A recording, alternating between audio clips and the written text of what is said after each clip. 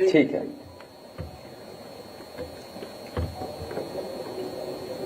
मैं अपनी पार्टी के संगठन और पार्टी के बहराइच के नेताओं का धन्यवाद देता हूं कि इस गंभीर समस्या को लेकर के लीडर ओपोजिशन जी से मिले थे वो, और कल ही जब मेरी आदरणीय माता प्रसाद पांडे जी से बात हुई तो हम लोगों ने तय किया कि जिन बच्चों का नुकसान हुआ है, घायल हुए हैं, चोट खाए हैं, उन परिवार के सदस्यों को बुलाकर के मैं मिलूंगा और पार्टी की तरफ से जो कुछ मदद हो सकती है वो हम लोग करेंगे।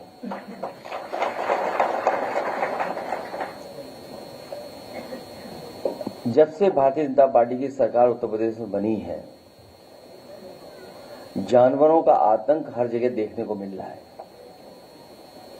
चाहे हमारे गांव हों, चाहे हमारे रहसी इलाका शहर हों, और चाहे हम नोएडा गाजियाबाद की कभी कभी खबरें सुनने को मिलती हैं, वहां से भी खबरें आती हैं। और आपको याद होगा कि जिस समय चुनाव चल रहा था, देश के प्रधानमंत्री जी ने कहा था कि उत्तर प्रदेश में जानवरों की समस्या का समाधान हो जाएगा, और उन्होंने अपने भाषण में भी ये कहा कि हमारे पास पूरा रोड मैप तैयार है, इस समस्या का समाधान तुरंत हो जाएगा। लेकिन इधर हम लोग देख रहे हैं हर दिन कोई न कोई एक्सीडेंट हो रहा है, जो सड़कों पे जानवर हैं उससे जान जा रही है। हमारा एक साथी जो यहां खड़े होकर के कह रहा है, ये सच्चाई है कि पूरे उत्तर प्रदेश में लगातार जो छुट्टा पशु हैं, जानवर हैं, उनकी वजह से जान जा रही है। और इधर समाजवादी पार्टी ने विधानसभा में भी सरकार को जगाने की कोशिश की, टाइगर से, लेपर्ड से, जो हमारे जंगल के किनारे वाले जिले हैं उनमें समय समय पर जाने गई हैं, जिसमें बिजनौर है, पीलीभीत है, लखीमपुर है, आपका सीतापुर है, आगे बहराइच है, श्रावस्ती है, बलरामपुर है। इन तमाम जिलों में सूचनाएं हैं जहां पर जानवर आए हैं, जंगलों से निकल करके आए हैं और अटैक किया है, जिससे बड़े पैमाने पे लोगों की, किसानों की, गरीबों की जान गई। और इधर जो सुनने को मिल रहा है और देखने को मिल रहा है कि गीदड़ की वजह से पूरे के पूरा जो हमारा क्षेत्र है परेशान है, लोग भयभीत हैं, डरे हुए हैं। हमारे तमाम पत्रकार साथी भी मौके पे गए हैं, परिवार के सदस्यों से मिले हैं, उनकी बातचीत भी उन्होंने दिखाई है। और सरकार अभी भी गंभीर नहीं है। कभी सरकार ड्रोन उड़ाती है, कभी मुख्यमंत्री जी गोदी में बच्चे लेकर के ये साबित करने की कोशिश करते हैं कि सब बच्चे सुरक्षित हैं और हमने मदद कर दी है। और जब मदद भी की गई तो उसमें भेदभाव हुआ है। कम से कम सरकार को गरीब के साथ भेदभाव नहीं करना चाहिए। इन्होंने गरीबों के साथ भी भेदभाव किया है। समाजवादी पार्टी की मांग है कि जिन बच्चों की जान गई है उन परिवार के सदस्यों को 10 लाख रुपए की मदद हो, और जो घायल बच्चे हैं उनको 1 लाख रुपए की मदद सरकार को करनी चाहिए, और उनका पूरा का पूरा इलाज और सुरक्षा का इंतजाम होना चाहिए। जानवर जान ले रहे हैं यहां पे तो, और जिन्होंने, जैसा मैंने पहले कहा कि जिन्होंने जानवर की समस्या को खत्म करने के लिए बड़े बड़े वादे किए थे, उन लोगों की जवाबदेही निश्चित होनी चाहिए और वादा खिलाफी पर सवाल भी उठने चाहिए। जानवरों की समस्या से निपटने के लिए एक एसटीएफ बनानी चाहिए, और या फिर गीदड़ की समस्या का समाधान के लिए ये भी केस एसटीएफ को ट्रांसफर कर देना चाहिए। जो लोग देखते ही कहते हैं ठोक दो, कम से कम उस एसटीएफ को ये नया काम देना चाहिए कि गीदड़ों को भी ठोक दें। जानवरों के एनकाउंटर की जगह उनके रिहायशी जंगलों को अवैध कटाई से रोकने की जरूरत है। और सच्चाई ये है, जब से भारतीय जनता पार्टी की सरकार आई है, बड़े पैमाने पर जंगल की कटाई होना शुरू हुआ है। बड़े पैमाने पर जंगल काटे जा रहे हैं। जानवरों की समस्या से निपटने के लिए बुलडोजरी सोच से उभरना होगा। उन आईएएस अधिकारियों और मंत्रियों में दंडात्मक कार्रवाई होनी चाहिए जिन्हें इन कामों पर तथाकथित रूप से लगाया गया था। अगर आपको याद हो, एक नोडल ऑफिसर तैयार किया गया था। एक नोडल ऑफिसर की जिम्मेदारी थी जानवरों की समस्या का समाधान के लिए। आखिरकार उन नोडल ऑफिसर पे क्या कार्रवाई हो रही है? क्या कोई दंडात्मक कार्रवाई सरकार ने की है कि नहीं किया? ये क्या सरकार करेगी उन पर? इस काम के लिए दिया गया अरबों का फंड कहां गया? क्योंकि वाइल्ड लाइफ मैनेजमेंट पे जो खर्चा होता है या समय समय पे जो सूचना मिलने पर सरकार खर्च करती है, आखिरकार वो अरबों रुपए का क्या हुआ पैसे का? क्या वजह है कि उनके अपने लोगों को बंदूक लेकर के निकलना पड़ रहा है? या हो सकता है कि जिन मंत्री का विभाग है उन्हें भी काम करने का मौका न मिल रहा हो, उन्हें काम करने न दिया जा रहा हो। इसलिए हमें उम्मीद है कि इन भेड़ियों की समस्या का समाधान सरकार जल्दी ढूंढेगी और अगर इन भेड़ियों को नहीं पकड़ पा रहे हैं तो ठोको नीति के तहत एसटीएफ को भी ये जिम्मेदारी दे दी जाएगी। एक तो ये कि अभी मुख्यमंत्री योगी आदित्यनाथ वहां पर पीड़ित गांव में गए थे जहां पर भेड़ियों का प्रभाव है। उन्होंने आंकड़े घायलों के 20 दिखाए और मृतकों के 8। आपकी लिस्ट में 60 घायल हैं और मृतकों की संख्या लगभग 10 से बता रहे, कुछ लोग आ नहीं पाए। ये अंतर क्यों है सर? सरकार क्यों बताएगी या क्यों आंकड़े सही देगी? सरकार तो हर बात छिपाना चाहती है। अब इन जिलों में बाढ़ है, जितने भी हमारे तराई के क्षेत्र हैं सब में बाढ़ है। सीतापुर में बड़े पैमाने पर बाढ़ है, पीलीभीत में बड़े पैमाने पर नुकसान हुआ है। शाहजहांपुर से लेके जितना इलाका है बाढ़ से प्रभावित हो। गोरखपुर खुद मुख्यमंत्री जी का जिला, वहां पे लोग महीनों से परेशान है बाढ़ के कारण। तो सरकार क्यों सच्चाई बताएगी? सरकार तो हर बात छिपाना चाहती है और कभी कभी छिपाने के लिए हमारे मीडिया के साथियों का भी सहारा लेते हैं। थोड़ा सा लंबा मैं कर दे रहा हूँ, आप अच्छे से बता देंगे।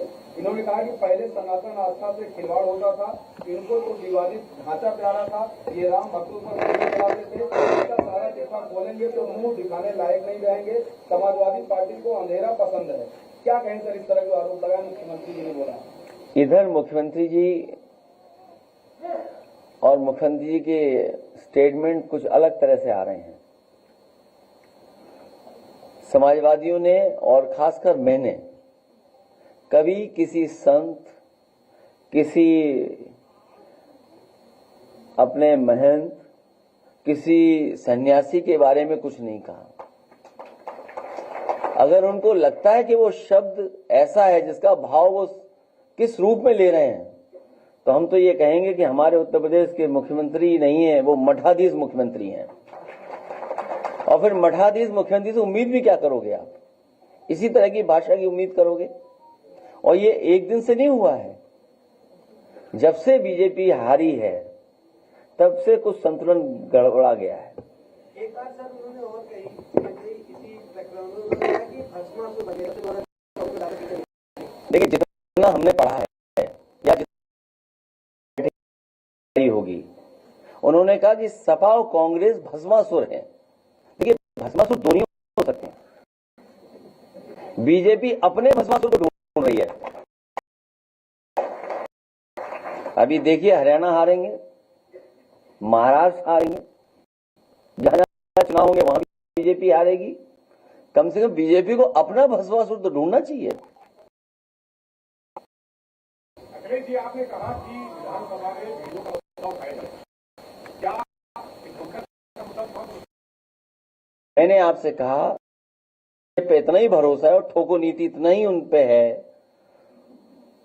तो ये केस भी नहीं को ट्रांसफर करना क्यों क्या फॉरेस्ट डिपार्टमेंट में?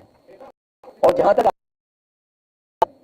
जो बात पूछ रहे हैं उसकी गहराई में अगर आप जाएंगे, जो एसटीएफ के लोग हैं, सुनने में आ रहा है और रही है, कि अगर 11 एक तरह के लोग एक तरह से हैं तो उनमें से सबसे ज्यादा अगर कहिए तो जौनपुर के लोग हैं।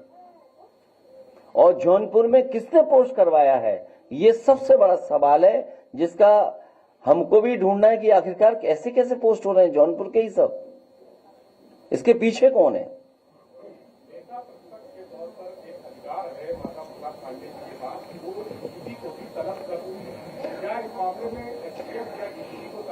मैं तो कहूंगा लीडर ऑपोजिशन का अधिकार है तो वो बिल्कुल उसका इस्तेमाल करें। जो अधिकारों के, देखिए आप हमें और लीडर ऑपोजिशन को नहीं बताओगे हमें क्या करना है। अगर अधिकारों में आ रहा होगा तो मैं कहूंगा कि उस अधिकारों का इस्तेमाल हो। जी जौनपुर का इशारा क्या इलेक्ट्रिक की तरफ भी है और उसमें तमाम विकास होते हैं और आपको देख होता है देश की उम्मीद भी। ये जो अभी स्टेटमेंट आया है गृह मंत्री जी का वक्त, तो वक्त पे क्या आपका स्टैंड है? हमारी पार्टी के मेंबर हैं और मैंने कहा सदन में भी इस बात को कहा, किसी के भी धार्मिक कामों में ज्यादा हस्तक्षेप नहीं सरकार को करना चाहिए। वो बहुत बड़ा सवाल है और हमारे पक्ष यही है कि किसी भी धार्मिक के मामलों में सरकार को हस्तक्षेप नहीं करना चाहिए। सर आपने ट्वीट किया वन नेशन वन इलेक्शन को लेकर और उसमें आपने तमाम सवाल खड़े किए जिसका अब तक कोई जवाब नहीं आ पाया कि जो सभी बॉडी इलेक्शन होंगे क्या वो भी साथ में होंगे या असेंबली साथ में होंगे, या पूरा जो स्ट्रक्चर है अभी उसको कोई चर्चा भी नहीं हुई। देखिए ये बड़ी साजिश है दरअसल आपको हमको सबको उलझाने में। आपको याद होगा महिला आरक्षण की बात हुई थी, क्या महिला आरक्षण लागू हो जाएगा? क्या सरकार इस बात के लिए तैयार है कि कब तक महिला आरक्षण लागू हो जाएगा? और फिर जो रिपोर्ट में बता रहे हैं कि 18,626 पेज थे, 18,626 पेजेस की रिपोर्ट थी ये वन नेशन वन इलेक्शन, और 191 दिनों में पूरी हुई है। ये पूरी लगभग 100 पेजेस प्रतिदिन का आंकड़ा है अगर हम हिसाब किताब लगाएं तो। इसी से पता चलता है कि इसके बारे में कितना सतही पर दिखावटी चर्चा हुई होगी। तो सोचिए कितना चर्चा हुई होगी अगर इतनी बड़ी रिपोर्ट थी 18,626 पेजों की, तो क्या चर्चा हुई होगी उस पर। दरअसल ये भाजपाई रिपोर्ट है जो तैयार हुई है।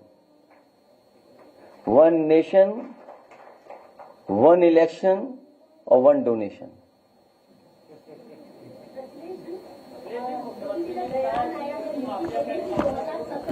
समाजवादी गरीब का राशन खा जाते थे, साथ ही साथ बबुआ घर से 12 बजे तक सोता था और माफिया समांतर सरकार चलाते थे। ये सब घिसे पिटे डायलॉग हैं पुराने वाले, और मैं इसीलिए कहता हूं कि ये सब पुराने डायलॉग हैं, पुराना सब कुछ है, हिसाब किताब। उत्तर प्रदेश की जनता नया चाहती है, नया विकास चाहती है, इनको हटाएगी सरकार, ये हटने जा रहे हैं।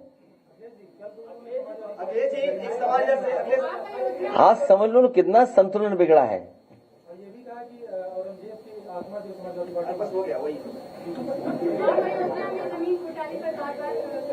देखिए कल आपने पीड़ित परिवार, मैंने आपसे कहा और कई बार मैंने आपसे आपके बीच में इस बात को कहा कि उत्तर प्रदेश सरकार को कम से कम टॉप 10 माफियाओं की सूची जारी करनी चाहिए। वो टॉप 10 माफिया कहां हैं और किस दल में, इसकी सबको जानकारी हो जाएगी। मुख्यमंत्री जी पहले मुख्यमंत्री हैं जिन्होंने अपने मुकदमे वापस लिए हैं, और कितने गंभीर मुकदमे लिए हैं, कितने गंभीर मुकदमे लिए हैं, ये हमारे आदरणीय माता प्रसाद पांडे जी सब जानते हैं उनके बारे में। और अगर विस्तार से सुनना चाहो तो मैं कहूं माइक उन्हें दे दूं। तो ये जो मुख्य मुद्दे हैं उन मुद्दों से ध्यान हटाने के लिए मुख्यमंत्री जी लगातार इस तरह की बातचीत कर रहे हैं। एक सवाल है कि आपको लगता है कि सरकार आपके विधायकों पर भी, आपके कार्यकर्ताओं पर बदले कार्रवाई कर रही है? जाहिद बेग जो आपके एमएलए हैं, उनकी नौकरी की मौत पर बैडमिंटन सुसाइड का मामला दर्ज किया गया, उनकी पत्नी पर। देखिए, बहुत दुखद है कि अगर ऐसी घटना हुई है कहीं, क्योंकि हर एक के घर में कोई ना कोई काम करने वाला व्यक्ति या इस तरह का रहता है। कभी कोई घर परिवार वाला नहीं चाहेगा कि ऐसा हो जाए, उसके घर में ऐसी घटना हो जाए। उन्हें इसीलिए परेशान किया जा रहा है कि एक तो वो समाजवादी पार्टी है और दूसरा भारतीय जनता पार्टी को इससे लाभ मिलेगा हिंदू मुस्लिम डिवाइड करने में। ये पहले दिन से स्ट्रेटजी है भारतीय जनता पार्टी की कि समाजवादी पार्टी को कैसे बदनाम किया जाए, और अगर कहीं कोई मुस्लिम है तो बदनाम समाजवादी पार्टी को कर दो।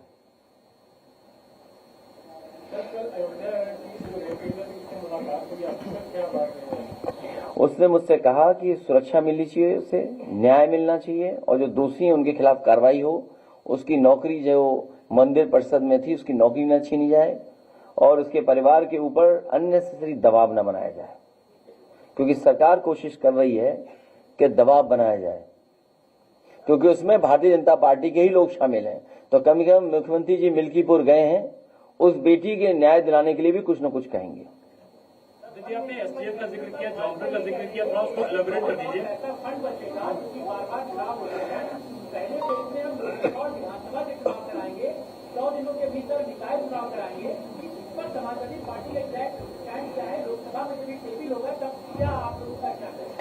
कल को भारतीय जनता पार्टी ये कहेगी, क्योंकि वन नेशन वन इलेक्शन हो जाएगा, चुनाव आयोग का काम क्या है फिर? चुनाव आयोग में भी जो अधिकारी हैं, कर्मचारी हैं, उन पर भी बहुत खर्चा होता है। और आप साजिश से सावधान इसलिए रहिए कि इसमें कर्मचारी और अधिकारी आउटसोर्स किए जाएंगे, लेटरल एंट्री से लाए जाएंगे। मान लीजिए अगर लेटरल एंट्री से लाए गए तब, और अभी भी आपको जानकारी होगी जहां जहां चुनाव है 10 सभी बीएलओ हटा दिए गए हैं, अगर उनका कहीं भी किसी तरीके से समाजवादी पार्टी या समाजवादी पार्टी से झुकाव है या उनके नाम के आगे कुछ अगर लिखा है तो। ये तो आपको भी पता है। तो क्या ये इतना बड़ा चुनाव आउटसोर्स करके कराएंगे? कल को तो ये चुनाव आयोग को ही खत्म कर देंगे, क्योंकि एक बार चुनाव खत्म हो गया तो 5 साल हम वेतन क्यों दें? अगर बचाना ही चाहते हैं खर्चा, तो भारतीय जनता पार्टी अपनी रैलियां क्यों इतनी ज्यादा करती है? उनकी 5 रैली में ही इतना खर्चा हो जाता है कि पूरा चुनाव आयोग का वेतन चल सकता है।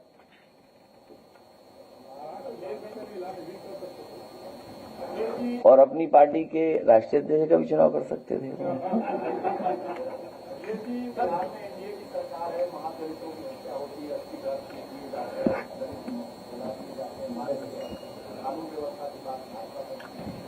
कहीं घटना हो और खासकर दलित पिछड़ों के ऊपर इस तरह का अन्याय हो, उसके खिलाफ कार्रवाई होनी चाहिए जो दोषी लोग हैं।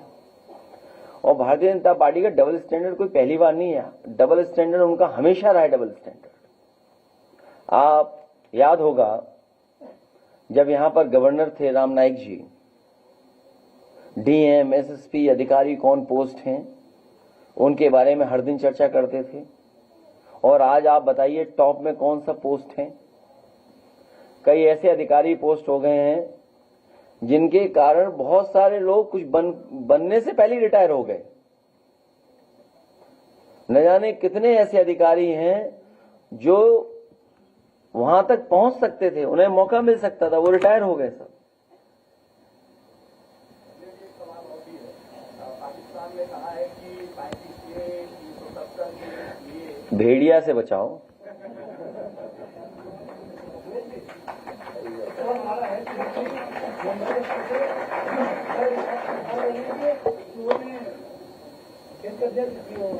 देखिए, ये भारतीय जनता पार्टी हाईवे बनाना नहीं जानती है। अगर हाईवे बना रहे होते ये लोग तो आपका पूर्वांचल भी अच्छा चल रहा होता, बुंदेलखंड भी अच्छा चल रहा होता, और फिर आगरा से लेकर मुंबई से लेकर के जो दिल्ली वाला एक्सप्रेसवे है वो 1 लाख करोड़ का है। 1 लाख करोड़ का एक्सप्रेसवे है। अगर वहां गड्ढे हो रहे हैं तो ये सवाल खड़ा होता है कि आखिर गड्ढे कैसे हो रहे हैं वहां पर।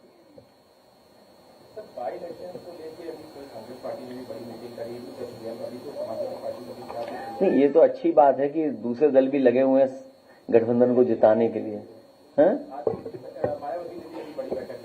तो वो तो पॉलिटिकल पार्टी है, वो क्यों नहीं लड़ेंगे, क्यों नहीं अपना काम करेंगे? वो तो अच्छी बात है उनके काम करें। फिलहाल दोनों दल तैयारी कर रहे हैं। आप हमारे बारे में तो जानते हो। नहीं, इस समय देखिए, अगर भेड़िए से अलग हो जाओगे तो बड़ी दिक्कत में आएंगे हम और आप लोग। इतने परिवार के लोग बैठे हुए हैं, दुखी परिवार। आप सुनिए, मैं तो एक बच्चे से सुन रहा था अभी, मैंने कहा उसके चोट जो झपट्टा मारा जो, तो बोले पिता ने बताया कि पिता ने बचाया उस बच्चे को। सोचिए आप, तो कितनी दहशत में परिवार रह रहे होंगे। और फिर तब कि उनपे घर भी ऐसे नहीं है जहां पर सुरक्षित सो सकें। और बाढ़ के समय पर सोचो कैसा जीवन यापन होगा, न खाने को, न कुछ इंतजाम दवाई का, न पीने को पानी है।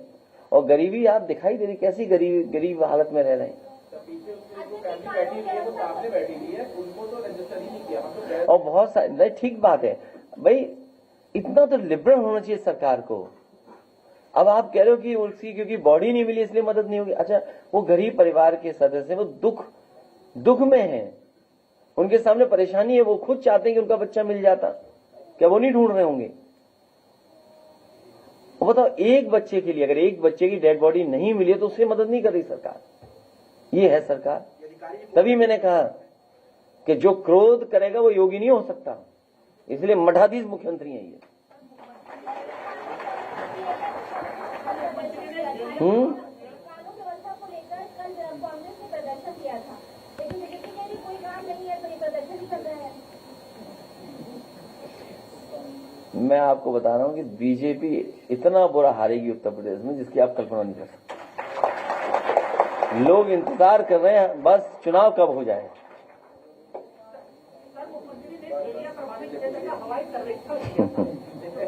सब भाग गए होंगे भेड़िया हवाई जहाज की आवाज।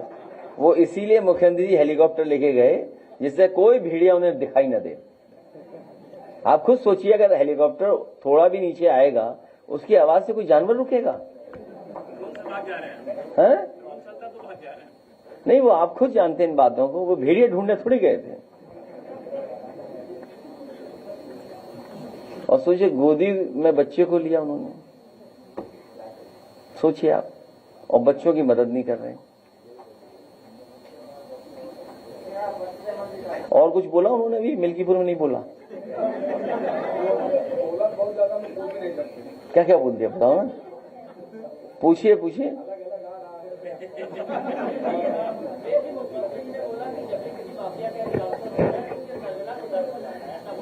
वो कई बार बोल चुके हैं। अच्छा, आप बताओ।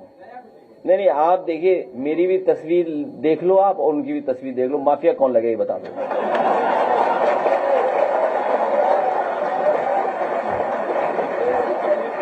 हाँ?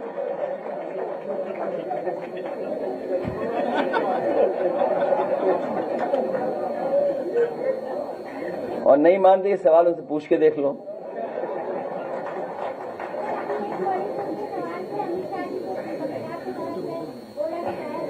इतना तो कभी कभी भड़का जाना चाहिए।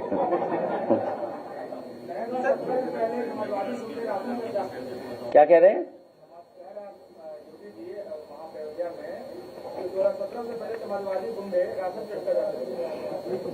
क्या बातें कर रहे हैं आप? में से बहुत सारे साथी रहे होंगे जिस समय रतन टाटा जी आए थे, याद है आपको?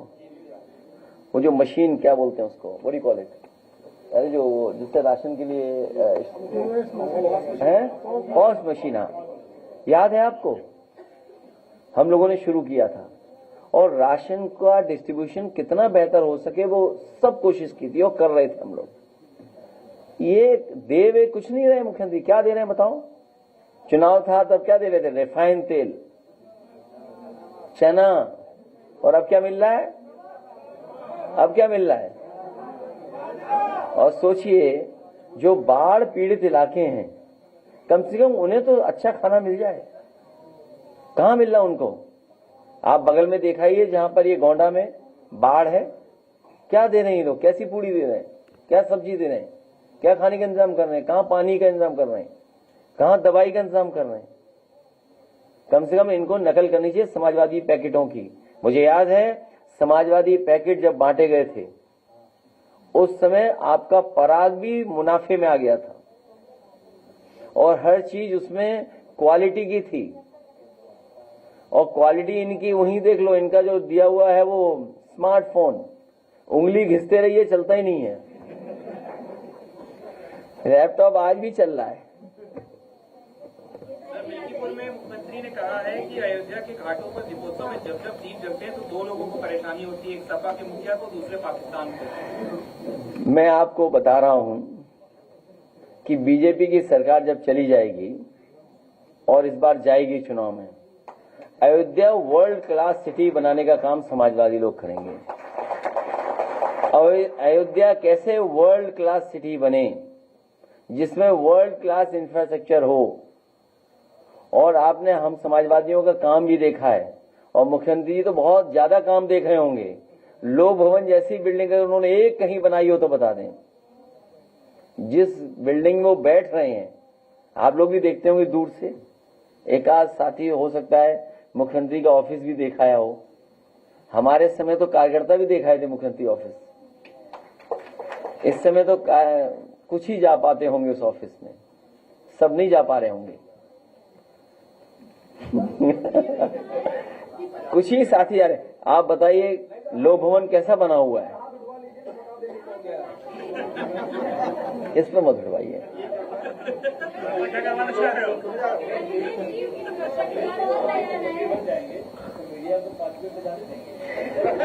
नहीं नहीं, जैसे देखिए ऐसा है, कहां जाना चाहते हैं आप बनवा दो, आपकी परमानेंट कुर्सी वहां लगवा दूंगा, आप वो हटने नहीं दूंगा। जैसे जिस समय आएगी सरकार उसी समय आप भी मिले बैठोगे वहीं।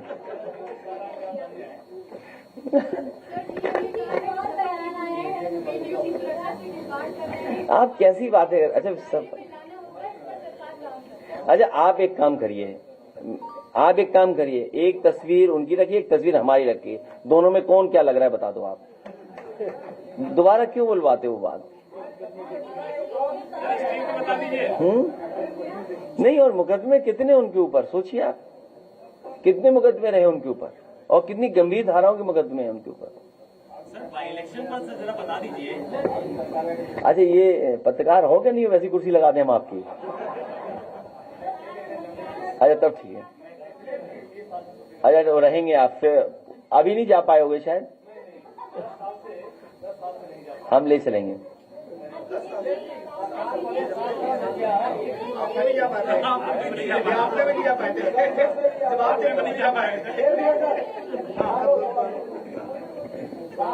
हो गया सरकार बड़े, एक भी वैकेंसी नहीं निकली है और जो भी वैकेंसी निकली है वो भी रद्द हो गया है, क्या कहेंगे? अभी बस वो खाना पूर्ति कर रहे हैं, उन्हें जाना है बस। सर वो सवाल जरा थोड़ा सा अधूरा रह गया, क्या यूपी में चुनाव में कांग्रेस समाजवादी पार्टी साथ मिलकर लड़ेगी या अलग अलग लड़ेगी? क्योंकि अलग दूसरे राज्यों में इंडिया गठबंधन लड़ेगा। हाँ इंडिया गठबंधन। कैसे बुला लें, खड़ा कर दें तो परिवार के लोगों कैसे खड़ा करें? एक काम करो।